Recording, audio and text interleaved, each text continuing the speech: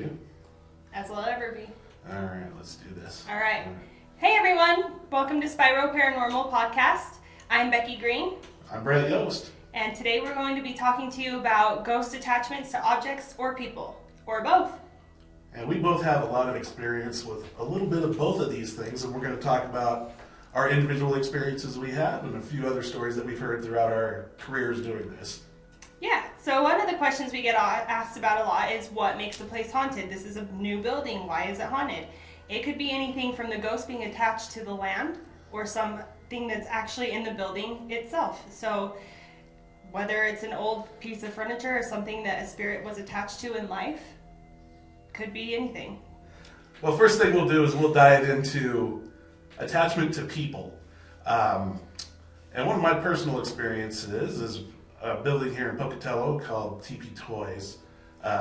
We've both investigated it several different times, as well as several of our members that have been with us. We've been there multiple times, and whenever we go there, I seem to be the one that has the experiences there, with a certain female that may be just attached to the building. Myself and another investigator were up on the second floor while the rest of the group had taken a break to go get some food and drinks, that sort of thing. While we had some time to kill, so myself and Ryan went upstairs, and I had this recorder in my hand. He had a camera with a recorder as well, and there was also a stationary camera around the corner that also had audio on it. And we're walking around on the top floor of the building, just not even asking that questions that would even draw anything out. We're just simply admiring everything that was well, yeah, laying it's around such the a cool building. It's yeah. A lot to look at. And at that time, of course, they were storing so much of their own stock from their other stores that they had that I was admiring everything from like Jungle Book VHSs to certain religious books that were laying around. And without even asking any question, there was this voice that came into my microphone that we didn't hear until later when we were listening to the recordings that said, "I like you and I'm feeling lovey too." Yeah, train brake, definitely. Yeah, imagine living up here. Oh, I know. I need these glasses all over the place. Yeah, well, you got yourself a headboard for that air mattress he has in here. And you can watch Jungle Book on video.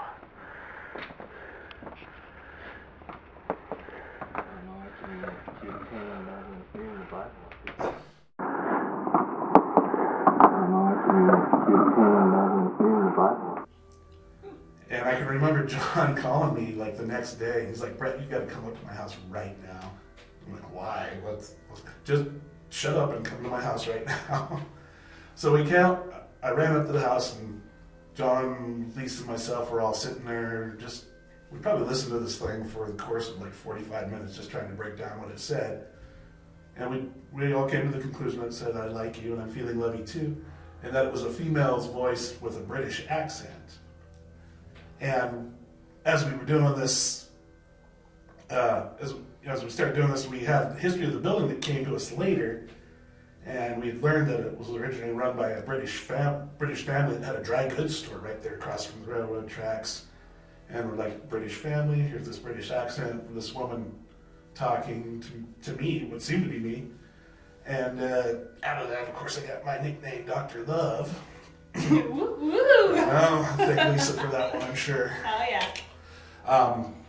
But we've been there a couple other times, as I said earlier, and another time I remember we were there, we were all standing in a circle with our K2 meters, and we were just saying, "Do you like so-and-so being here? Do you like so-and-so being here?" And the meter wouldn't light up. But every time I held the meter, it would light up to red. Every time. We'd pass it around again, just to make sure it wouldn't light up for anybody else. "Do you like Bret being here?" Whoop! Right up to red again. And that was kind of more of a confirmation for me that second time, because it was like, okay, something likes me. Now, we mentioned earlier how it's attachment, but it's not necessarily, for me, it wasn't an attachment that latched onto me, went with me when I left, that sort of thing. Yeah. But you know, it was a positive energy, of course, and it just likes me. And every time I go there, I can always sense that it's happy I'm there. Right.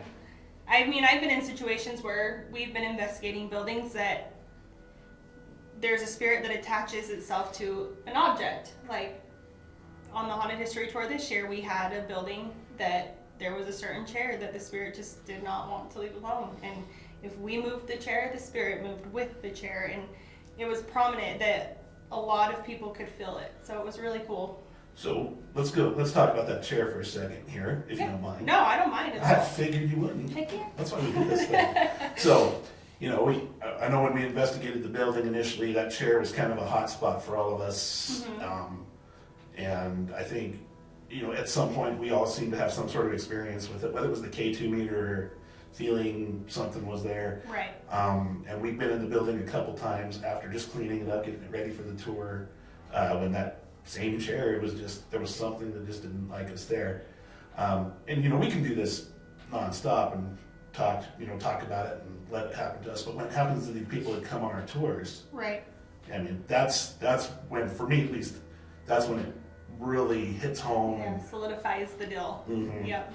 So since you were the tour guide of that building, or the presenter, excuse me, what were some of the thoughts, reactions that some of the people on the tour had? A lot of people that, before I even would say anything, because you had to walk past the chair to get to where my presentation was, and a lot of people would tell me that when they walked up the stairs, they didn't like the feeling around that chair, or people would feel... It's kind of like going to John's house. You go to John, it's just eerie, right? Just, yeah, eerie and dark.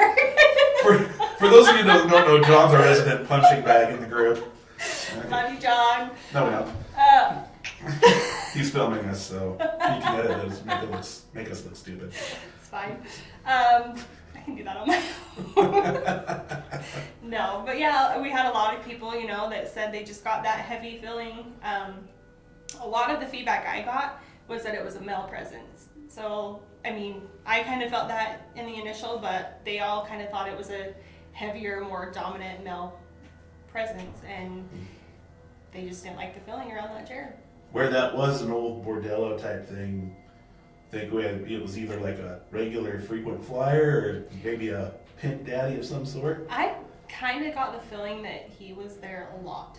Like, just being in the building, I've always kind of heard that those kind of buildings had, the head honcho, if you will, or whatever, is usually a female. Like, The madams. the madam, yeah. Right. But I felt like in this case it was a man, and that he was the one guarding his girls, basically. So he wasn't, too bad we couldn't see him because he could have been dressed like Huggy Bear from Starsky and Hutch. For all we know, on that subject of the little kid that's innocent and that sort of thing. It didn't necessarily come home with me, but there's a couple of different times I've had experiences with that as well, where at the Americo building in the room with the devil's face painted on the wall there, I remember we were just doing a little walkthrough interview for the local newspaper here, and they were filming us, and I remember going in the room and John was with me, and I just remember feeling like something, asking if something was there, and then I felt something just kind of grab my hand and just kind of tugged, didn't want me to leave the room. Aww. That sort of thing. And then also, recently at the old warehouse over here on First Street, used to be the Rock nightclub way back in the day. Oh, yeah. We were back in the old coal chute room, and I believe it was J-Mart we were investigating. We had we just kept feeling a lot of temperature fluctuations, that sort of thing. And then it just felt again like someone was just right there latching on to me again, and just for safety. It wasn't grabbing me saying get out of here or anything. It was just don't leave me here alone. That's what it at least felt like to me. Yeah. No, and I definitely think there's different sorts of attachments, like ones that may want to do harm, like the one that attached itself to me at BE, and some that are legit just, hey, maybe they don't know they're dead, maybe they need, I don't know. I feel like there's different types of attachment for Definitely. a spirit to take, so. Yeah. And when we talk about the attachment, we don't like we've been saying, they don't always necessarily attach to us and follow us or that sort of thing, but No. just while we're there, that sort of thing. But another interesting one I remember is we did the old Becky's warehouse out in Twin Falls, Yes, I remember that. and it goes through several of us, but there was this one spot I remember in the basement. Jeff, another investigator, was down there before me, and he hit this spot and just got instantly emotional. Mm-hmm. And it was interesting because I didn't know about that. And I was down there with John later on, hit that same spot, and I felt just overwhelmed by something, just horrible sadness, that sort of thing. And comparing notes with John and Jeff afterwards, it was just like how emotion can just be in one particular spot of the building. Oh yeah. And whatever the attachment is, whether it's a residual or whether it's a spiritual, physical attachment that an entity has there, we've been doing this for over 10 years, almost 10 years now, and to still hit those kind of things and still just be overwhelmed by the emotion that you feel. I'm sure in another podcast, John will be talking about a certain emotion he felt up at Bannock with Right. something looking at him right in the eye. And telling him he didn't want him there. But that'll be another podcast for another time. Stay tuned. Spoiler alert. Yeah, your story of the Beckons warehouse emotions kind of brought up a memory that I had at another one of our investigations here at Amerigo, where there's the grumpy old man, the little boy, and the mom. Oh, yeah. I was upstairs where the mom was, and I, once again, was kind of provoking. And I was saying, what kind of a mother are you that you can't get to your son? Don't Naughty shame on me. It wasn't anything bad. It was all good things, kind of. You were challenging her parenting skills. Oh, well, yeah, I know. Yeah.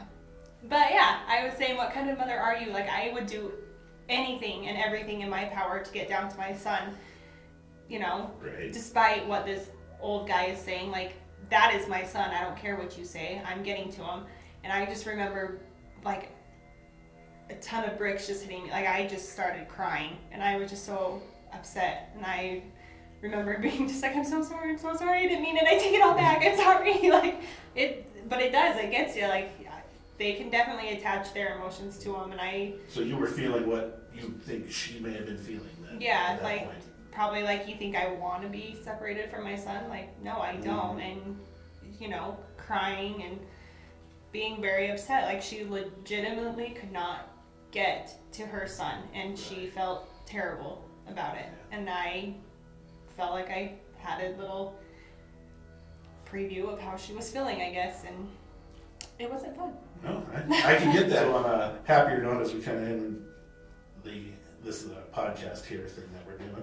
I can remember when we went back to the TP Toys warehouse a couple years ago for the tour. Lisa was just setting up the stuff in the building for the first night of our tour, and I remember going back up there, walking in the building for my first time in a couple of years that I'd been in there, and just getting to the top of the stairs, and there was just like this warmth that just hit me, and it was just like, it just felt like a hug. Yeah. Yeah. And it was just like my special lady over there at TP Toys was just glad to see me after all this time. Yeah.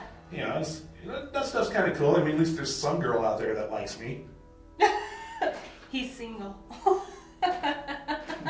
Ready to mingle. They call me Dr. Love. Copyright Kiss, that's not my material, but I hope Kiss doesn't mind me using that name of the song.